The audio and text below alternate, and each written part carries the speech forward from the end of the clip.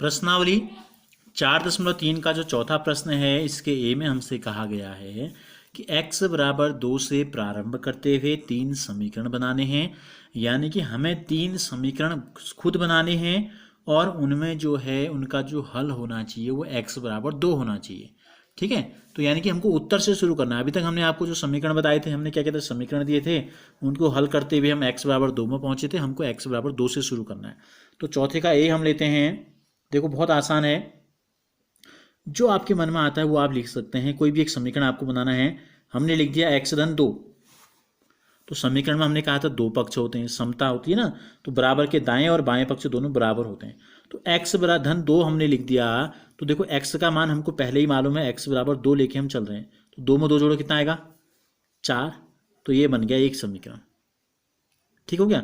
इसी प्रकार दूसरा समीकरण एक ले लो, कुछ भी, x ऋण 2 ले लिया हमने।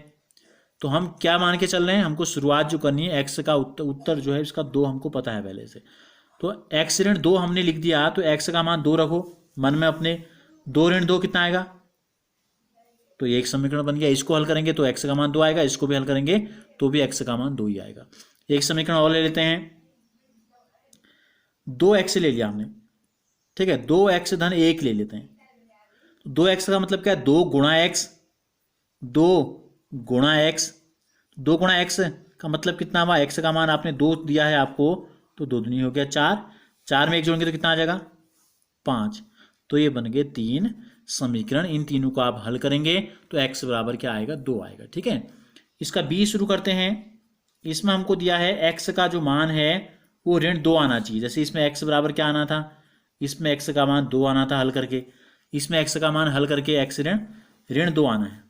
तो हम एक समीकरण हमने लिख दिया। जैसे वही समीकरण अगर हम यहाँ दोबारा लिख दें, x धन 2 यहाँ भी हम लिख दें, सेम है, लेकिन यहाँ बाएं पक्ष 4 आ रहा था, यहाँ नहीं, दाएं पक्ष 4 आ रहा था, यहाँ दाएं पक्ष 4 नहीं आएगा। क्यों, क्योंकि यहाँ x का मान बदल गया है। अगर हम x की जगह ऋण 2 रख दें, यहाँ देख लो रफ के लिए, ऋण 2 धन 2 कितना हो जाएगा, तो इसका दाएं पक्ष आ गया 0। दूसरा समीकरण वही ले लेते हैं, सेम समीकरण ले लेते हैं। देखो x ऋण 2 बराबर, x की जगह पर ऋण 2 रख देंगे तो कितना हो जाएगा, ऋण 2 और ऋण 2 ऋण 4 हो जाएगा। तो इसका दाएं पक्ष क्या आ गया, ऋण 4 आ गया। अगर इसी समीकरण को हम ले लें तो पुनः यहाँ, तो देखो 2 की जगह 2, x की जगह ऋण 2 धन 1, 2 दूनी ऋण 4 हो जाएगा। ऋण 4 में 1 जोड़ेंगे तो आ जाएगा ऋण 3। तो इसका दूसरा जो पक्ष आया ये आ गया ऋण 3।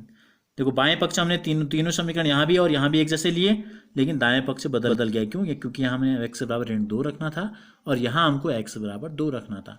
तो इसी प्रकार के आप कुछ अन्य समीकरण भी स्वयं बना सकते हैं। जो समीकरण मैंने बनाए हैं, जरूरी नहीं है कि आप इन्हीं समीकरण को दोबारा बनाओ, आप अपने मन से कोई अन्य समीकरण भी बना के प्रयास कीजिए, देखिए कि बन रहे हैं या नहीं बन रहे हैं।